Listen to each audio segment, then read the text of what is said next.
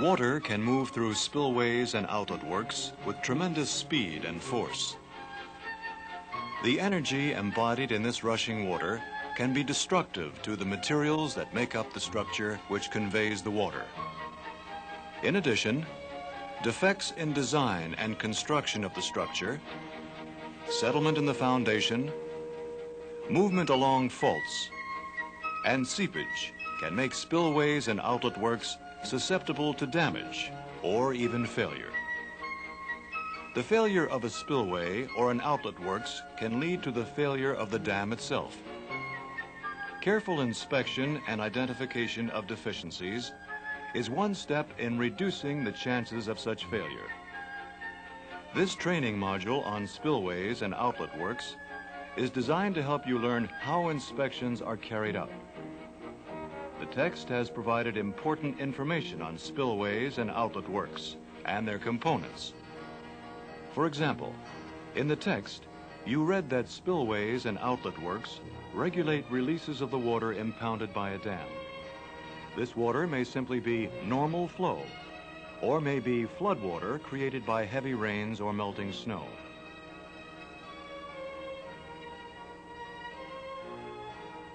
Spillways and outlet works vary in size.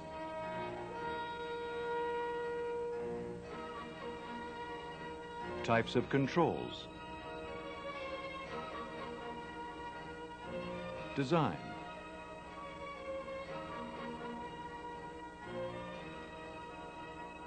And the material from which the components are made. Spillway and outlet works components are susceptible to material deterioration. Obstructions.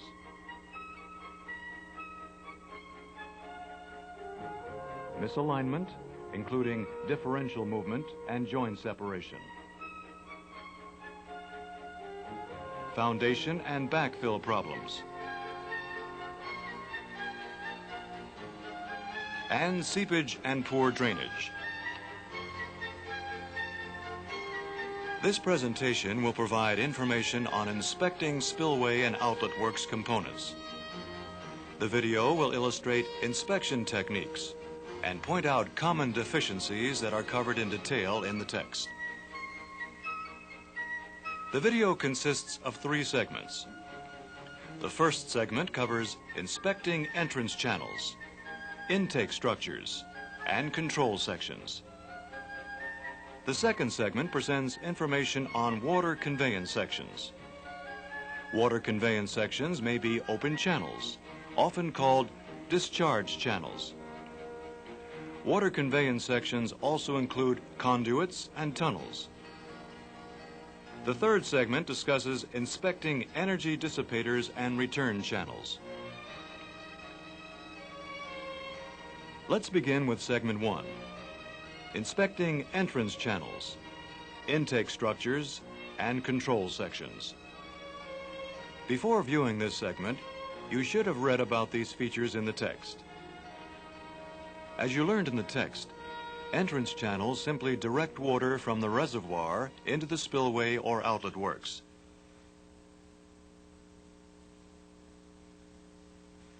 An entrance channel is one example of an open channel that may be found in a spillway or outlet works. Discharge channels and return channels can also be open channels. Open channels are discussed in more detail in segment 2 of this video. The 2 main features of an entrance channel, the side slopes or walls, and the floor, may be lined or unlined. Outlet works entrance channels and the floors of some spillway entrance channels are submerged most of the time and are thus unavailable for unwatered inspection.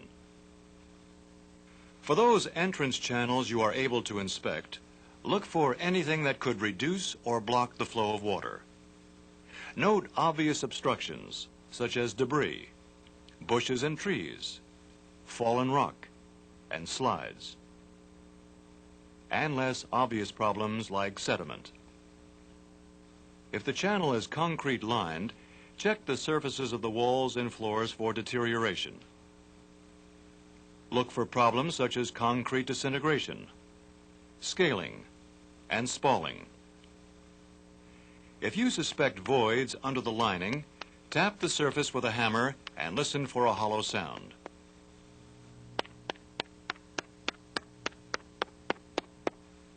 Check the backfill behind the channel walls for settlement and depressions. Cracking is a common deficiency in concrete-lined entrance channels, as it is in the other concrete components of a dam. During your inspection, you will likely encounter cracks. Often they will not be significant, but if you discover cracks that have not been previously reported, or cracks that have changed, measure their length, width, and any displacement. You should also document the cracks with a sketch or a photograph. Finally, indicate clearly the exact location of the cracks. Remember, the method of reporting is simple. SMPL. Sketch, measure, photograph, and locate the problem in relation to other features of the dam. In unlined channels, erosion can be a problem. One type of erosion occurs when flowing water or wave action washes away portions of the channel wall and leaves a scarp. This overly steep slope could then become unstable and slide, blocking the channel. Record the location of the scarp or locate it on drawings. Then further document the problem with photographs. Examine floating trash booms for signs of missing anchors and waterlogged members. Check the trash boom above the water for broken, bent, or missing parts. If you suspect there may be problems with the trash boom below the water surface, recommend that it be inspected more thoroughly by a diver. The text provides information on other types of entrance channels. You may wish to review them at the conclusion of this video segment. Now, let's take a look at intake structures. The types you are most likely to encounter are risers and drop inlets.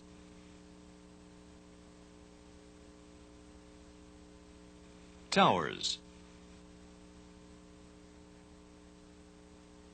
and submerged intakes. We'll begin with risers and drop inlets. Risers are often found at small and medium-sized embankment dams. Generally, a riser is a simple L-shaped metal or concrete pipe that allows the reservoir to rise to a predetermined level before the water flows into the conduit, through the dam, and downstream. Risers may have an open inlet or a circular or box-shaped trash rack at the inlet. Larger intake devices constructed of reinforced concrete are often called drop inlets. However, some agencies also refer to these structures as risers. When inspecting risers and drop inlets, look for debris around the inlet and check carefully for deterioration of the riser and trash rack. Document any damage that may have occurred to the concrete inlet and look for signs of concrete deterioration and structural damage. Tower intake structures are usually constructed of reinforced concrete. Towers are different from drop inlets and risers in that towers usually have mechanical control devices inside, such as gates that regulate the release of water through the conduit. Inspecting towers may be more complicated than inspecting drop inlets and risers, because towers can also have access bridges, fish and debris guards, trash removal devices, auxiliary intakes, and other features. Many of the problems found at risers and drop inlets, concrete deterioration, damage to the inlet, and debris, are also common to towers.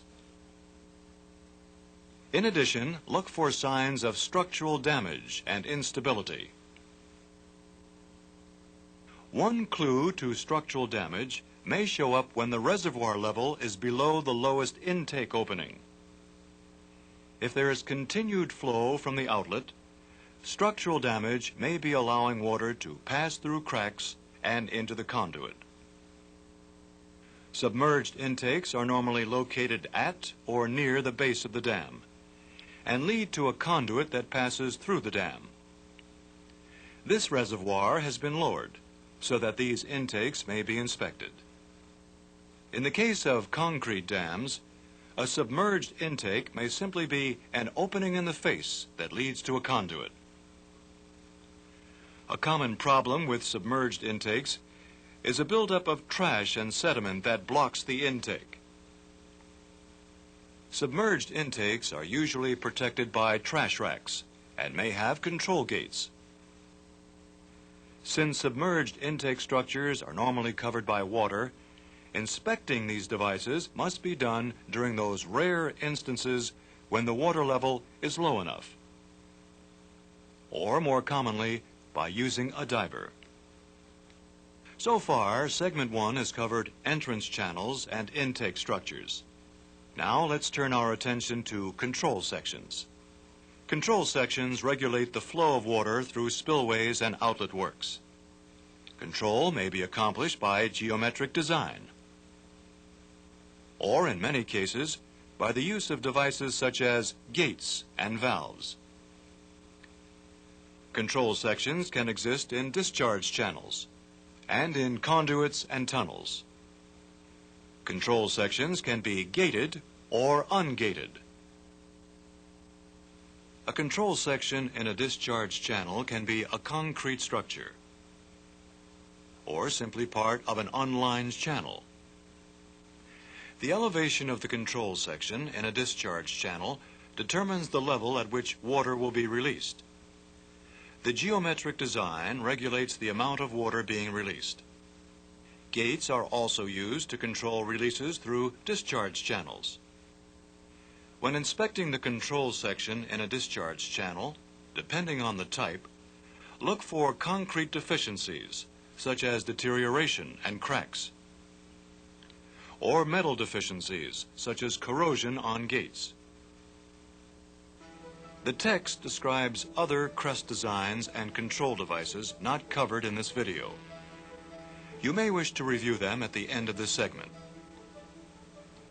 Discharges through conduits and tunnels are often controlled with one or more gates and/or valves.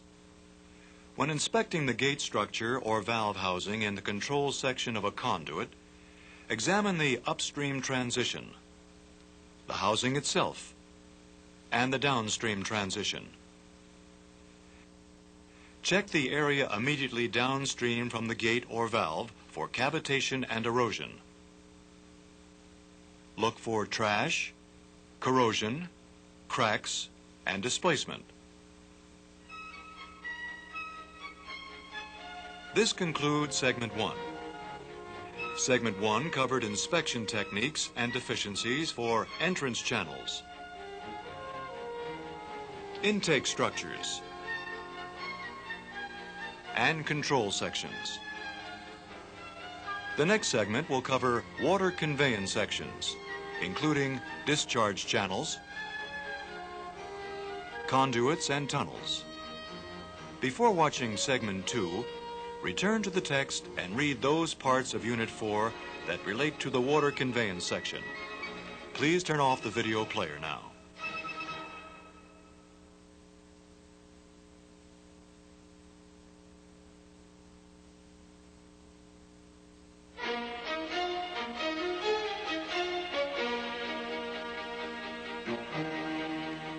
The first segment of this video provided information on entrance channels, intake structures, and control sections.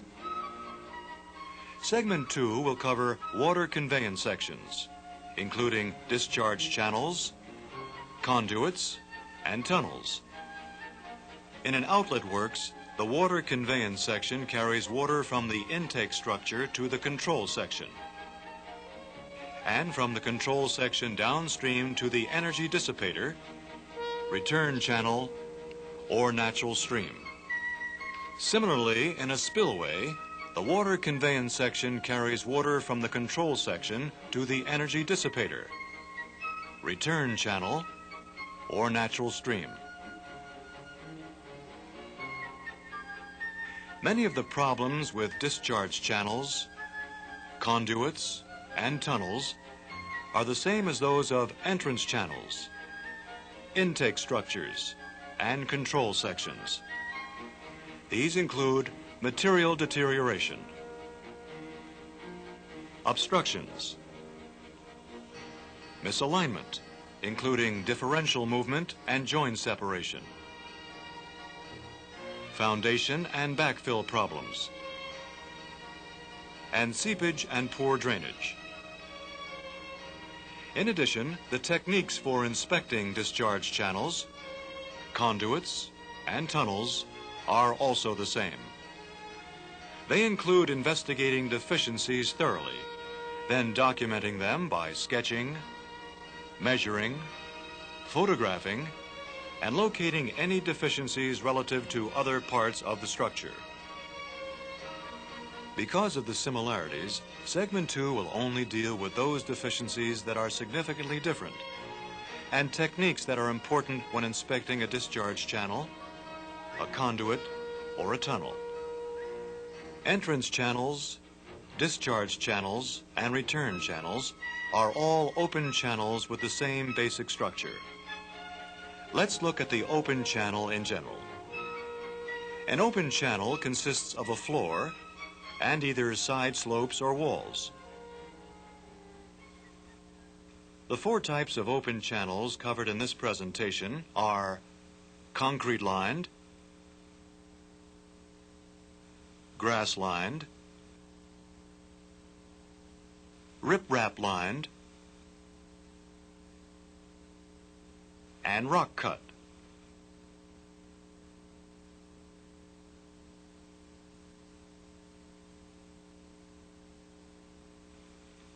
When inspecting concrete line channels, check the channel lining for cavitation or erosion. Be alert for misalignment from differential movement at the wall and floor joints, separation of the joints, and deterioration of joint fillers. Misalignment can often be detected by sighting along a wall from different positions. Sighting through binoculars or the telephoto lens of your camera will sometimes make misalignment more apparent. Measure the amount of movement, offset, and separation, and include these measurements in your report. Also look for surface defects in the concrete,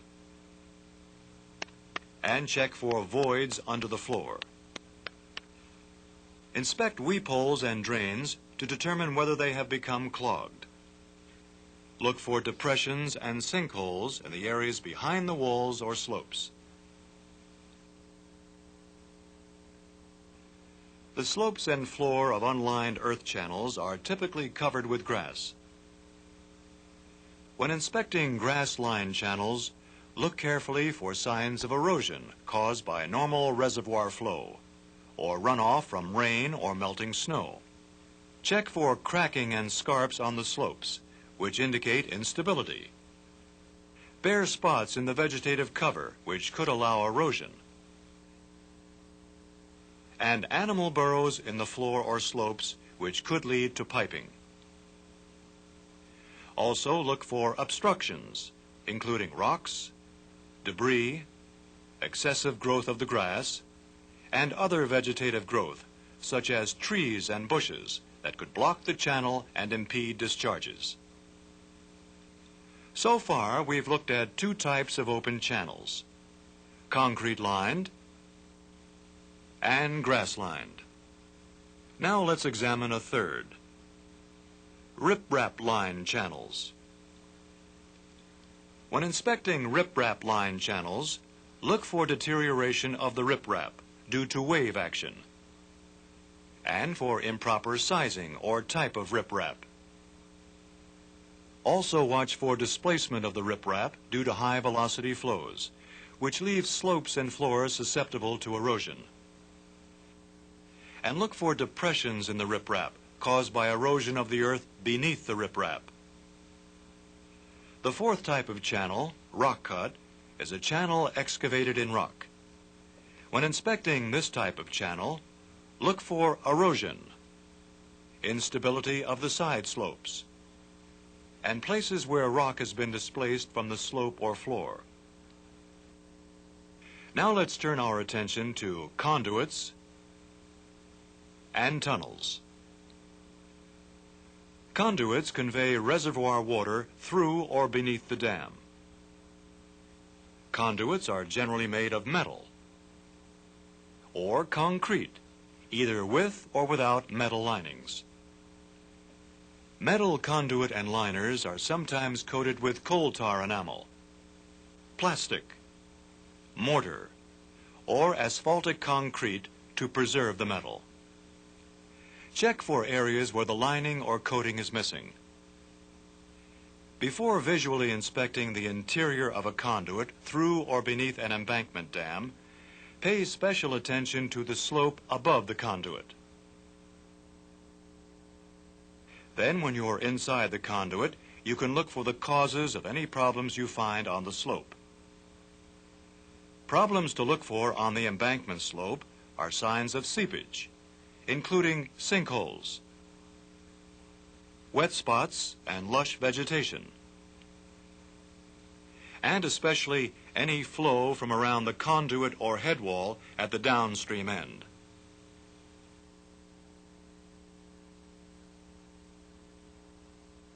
Seepage along the conduit could lead to piping and failure of the dam. Continued flow through a conduit after the intake is closed is usually due to leakage at the gate or valve. However, the flow may also indicate seepage into the conduit through cracks and joints.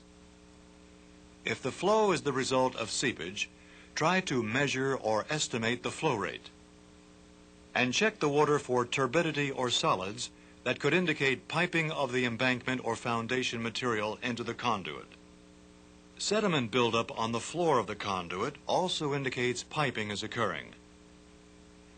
When inspecting the interior of a concrete conduit, document previously unreported significant cracks and check for continued deterioration or worsening of existing cracks. Water may move rapidly through the conduit, so look for signs of cavitation and erosion, especially near control devices and at joints. Also, check the joints between sections of conduit for misalignment, separation, or compression. Look for seepage at the joints. Estimate and record the flow rate, and check for turbidity. When inspecting the interior of metal pipe, look for deterioration of the lining or coating, corrosion, and misalignment of the conduit due to settlement. Standing water in the conduit indicates settlement. Inspect joints carefully, reporting any deterioration of welds, rivets, or splice plates. As with the concrete conduit, record the amount of any seepage and sediment at the joints, and look for indications of cavitation and erosion. During inspections, you will often encounter conduits that are too small to enter, or because of the lack of oxygen or the presence of poisonous gases, too dangerous to enter. In some cases, these conduits can be examined by remote-controlled equipment. Remote-controlled inspection involves sending a video camera into the conduit. The videotape from the camera can be kept for comparison with future inspections. So far in this section, we've looked at the inspection of concrete and metal conduits. Now let's turn our attention to tunnels. Some dams have tunnel spillways bored through the rock abutments. Recently constructed tunnels are generally lined with concrete, but older tunnels may be unlined. Tunnels that are very large or steeply inclined can be difficult to access and inspect. Inspecting a tunnel may require special rigging and equipment. Line tunnels are susceptible to many of the same problems as concrete conduits. However, steeply inclined tunnels may be more vulnerable to problems caused by high-velocity water flow. So when inspecting line tunnels, which could experience high-velocity flow, look for indications of cavitation and erosion. And watch for discontinuities, offsets, and chemical deposits. Even a small raised area can initiate cavitation. When inspecting unlined tunnels, look for such things as seepage, fallen rocks, and deterioration of the joints in the rock. This segment of the video has presented information on inspecting discharge channels and other open channels, and conduits and tunnels. You may wish to review these features in the text before continuing. The next segment will cover various types of energy dissipators and the inspection of the return channel. But before watching the next segment, read the rest of Unit 4. Please turn off the video player now.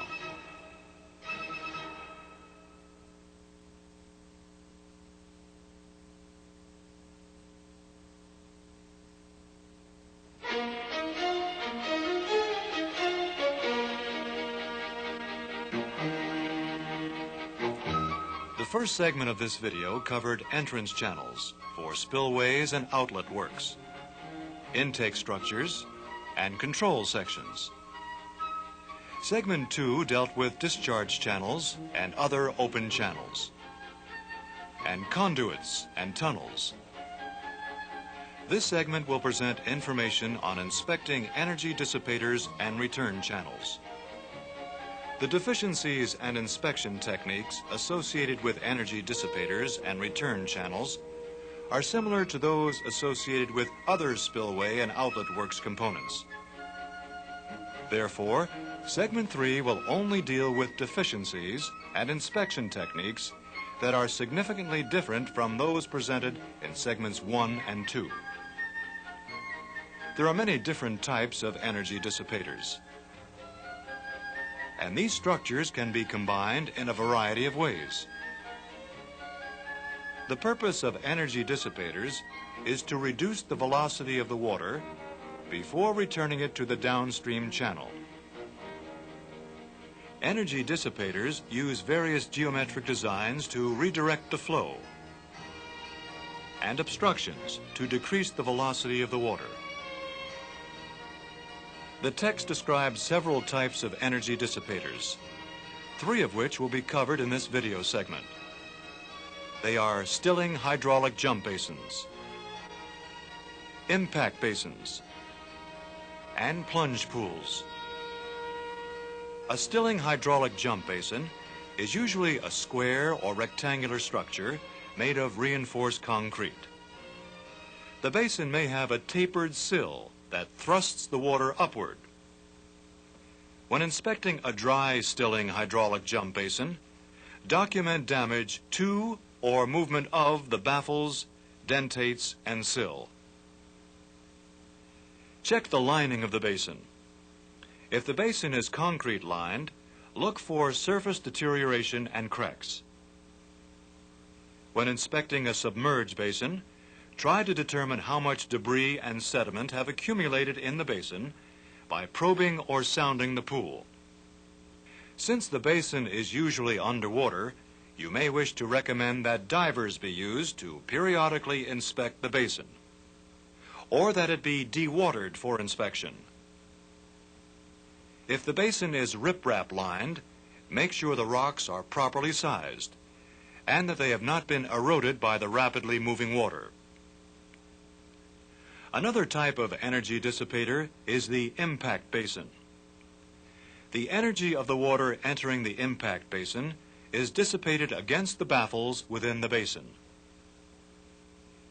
The water then flows over a low wall into a wider section of the structure, which may be riprap lined, and then into the return channel. When inspecting impact basins, look for many of the same problems you might find in a stilling hydraulic jump basin. If the basin is cast-in-place concrete, check the joints for separation or for deterioration of joint filler and sealants. Also, check the walls for misalignment and the area around the basin for signs of instability. A third type of energy dissipator is the plunge pool, a basin into which water is discharged.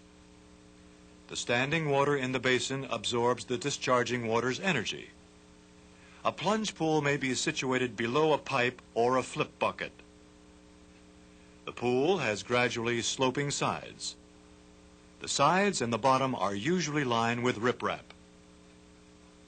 When inspecting a plunge pool, make sure that the riprap lining has not been eroded and that the pool is large enough to handle both the volume and force of the water. Check the area around the pool and make sure the basin is stable and that there are no signs of sand boils and piping. The final component of a spillway or outlet works is the return channel. A return channel conveys water from the energy dissipator to the downstream river channel. Return channels may be lined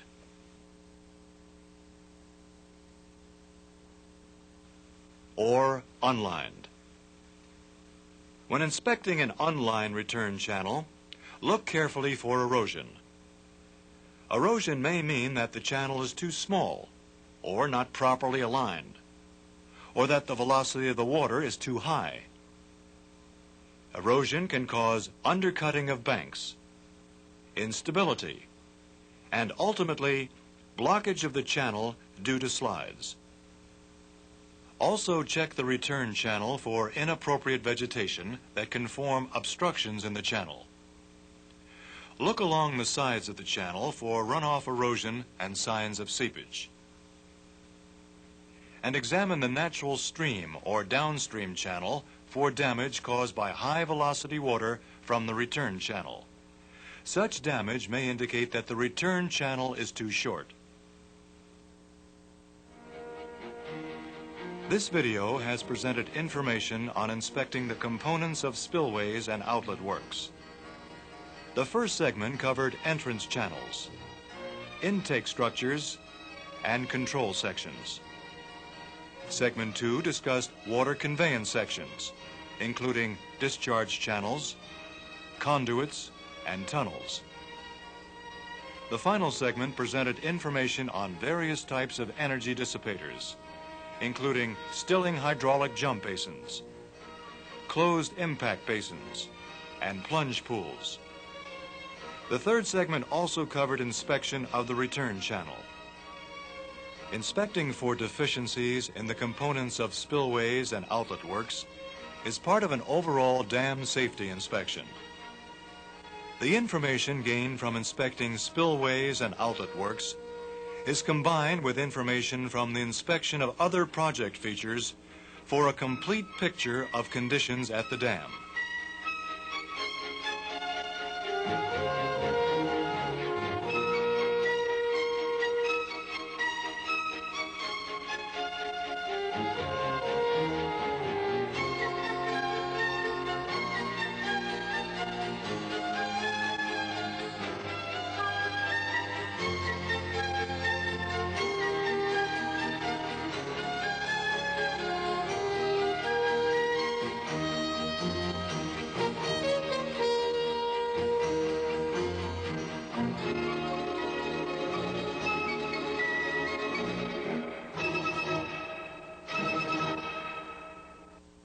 Please stop and rewind the tape and turn off the tape player.